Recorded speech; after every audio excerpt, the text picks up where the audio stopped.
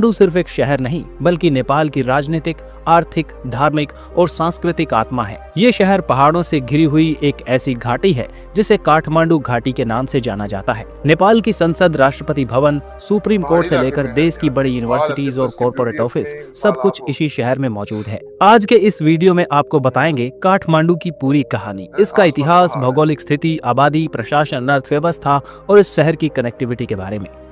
अस्सलाम वालेकुम फ्रेंड, नमस्कार, सत श्री अकाल आदाब। दोस्तों, आज की जो हमारी वीडियो इसका टाइटल है Kathmandu city, beauty of Nepal, Kathmandu tour. Kathmandu जो है सिटी जो बहुत जबरदस्त है और बहुत तारीखी और बहुत ही ज्यादा कमाल किस्म का शहर है।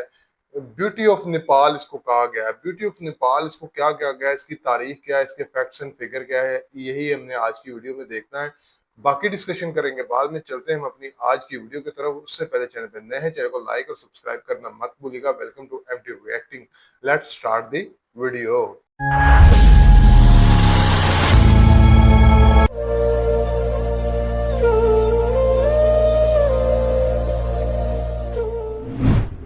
दोस्तों, यह काठमांडू जो न सिर्फ नेपाल की राजधानी है बल्कि हिमालय की गोद में बसा एक ऐसा ऐतिहासिक शहर है जहां धर्म, संस्कृति, प्रकृति और आधुनिकता का अनोखा संगम देखने को मिलता है। काठमांडू सिर्फ एक शहर नहीं बल्कि नेपाल की राजनीतिक, आर्थिक, धार्मिक और सांस्कृतिक आत्मा है। ये शहर पहाड़ों से घिरी हुई एक ऐसी घाटी है जिसे काठमांडू घाटी के नाम से जाना जाता है। नेपाल की संसद, राष्ट्रपति भवन, सुप्रीम कोर्ट से लेकर देश की बड़ी यूनिवर्सिटीज और कॉर्पोरेट ऑफिस सब कुछ इसी शहर में मौजूद है। आज के इस वीडियो में आपको बताएंगे काठमांडू की पूरी कहानी, इसका इतिहास, भौगोलिक स्थिति, आबादी, प्रशासन, अर्थव्यवस्था और इस शहर की कनेक्टिविटी के बारे में। काठमांडू शहर का इतिहास बहुत ही पुराना है। ऐसा माना जाता है कि इस घाटी में इंसानी बसावट लगभग 2000 साल पहले शुरू हो गई थी।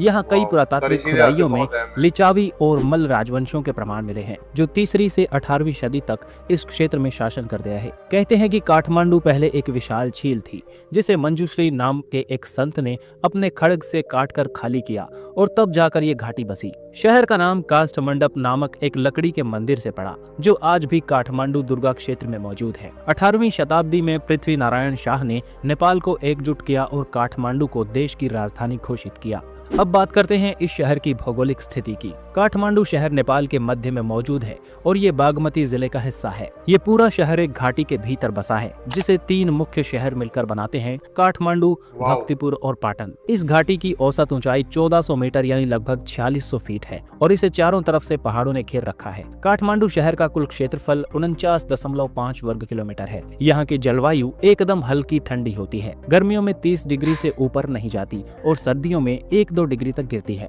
शहर के बीचों बीच बागमती नदी बहती है जो धार्मिक और सांस्कृतिक दोनों दृष्टियों से बेहद महत्वपूर्ण है। जनसंख्या और प्रशासनिक ढांचे की बात की जाए तो 2011 के जनगणना के अनुसार काठमांडू म्युनिसिपैलिटी की आबादी 10 लाख से ज्यादा थी और आज ये अनुमानित तौर पर 15 लाख से ऊपर पहुंच चुकी है। शहर में बहुभाषीय, बहुधार्मिक और बहुजातीय लोग रहते हैं। मुख्य भाषा यहाँ की नेपाली है, लेकिन नेवार, मैथिली, भोजपुरी, हिंदी और अंग्रेजी भी यहाँ पर खूब मात्रा में बोली जाती है। यहाँ हिंदू धर्म के बाद बौद्ध धर्म का गहरा प्रभाव है और मुस्लिम व ईसाई समुदाय भी बड़ी संख्या में रहते हैं। प्रशासनिक रूप से ये शहर काठमांडू महानगर पालिका द्वारा चलाया जाता है जिसे 32 वार्डों में बांटा गया है। यहाँ नेपाल का राष्ट्रपति भवन यानी शीतल निवास, प्रधानमंत्री कार्यालय यानी सिंह दरबार और संघीय संसद भवन मौजूद हैं। काठमांडू नेपाल की आर्थिक रीढ़ है। यहाँ देश की अधिकांश बड़ी कंपनियों के हेड ऑफिस, बैंक, बीमा कंपनियां और स्टार्टअप्स मौजूद हैं। यहाँ की जीडीपी में टूरिज्म सेक्टर, एजुकेशन और ट्रेड का सबसे ज्यादा योगदान है। नेपाल की कुल जीडीपी का लगभग 40% हिस्सा सिर्फ काठमांडू वैली से आता है।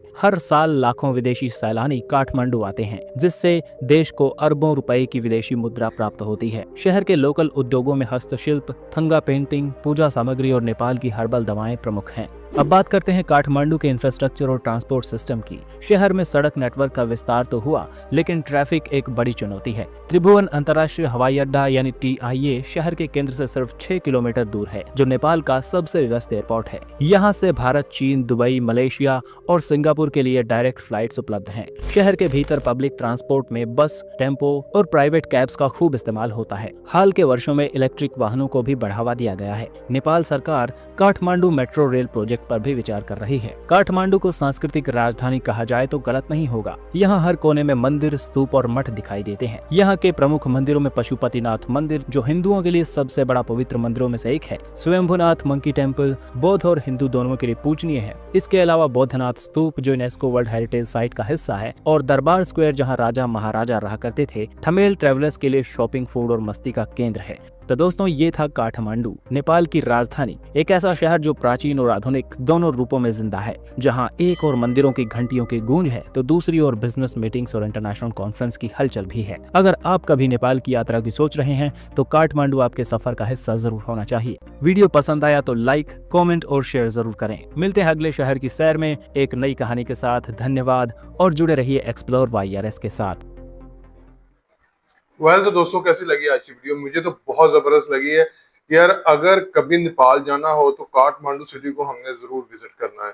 क्या कमाल किस्म का पूरे पहाड़ी इलाके में गिरा हुआ शहर है। अगर आप देखें कि पूरे इसके आसपास हमने जैसे वीडियो में देखा कि पहाड़ी इलाका और बहुत ही सरसब्ज और बड़ा सरसब्ज शुदाब किस्म का इलाका है। काठमांडू सिटी जो तारीखी लिहाज से कितना पुराना है, 2000 साल पुराना या इससे भी ज्यादा पुराना होगा। और हमने ये देखा कि ये नेपाल का जो कैपिटल भी है, इसके अलावा इंडस्ट्री के लिहाज से, इसके अलावा तारीखी लिहाज से, अपनी इंफ्रास्ट्रक्चर के लिहाज से, अपनी वो देखें छोटा सा शहर है सिर्फ 49 किलोमीटर का।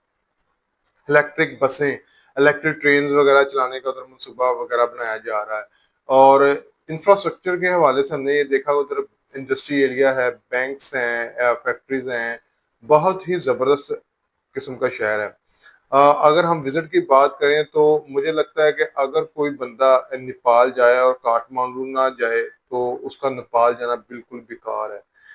इतना खूबसूरत शहर है, इतना खूबसूरत शहर है कि भाई मेरा दिल कर रहा है कि बंदा बस ना कोई ऐसा हो तो कुछ ऐसा हो बंदा उड़ के चला जाए।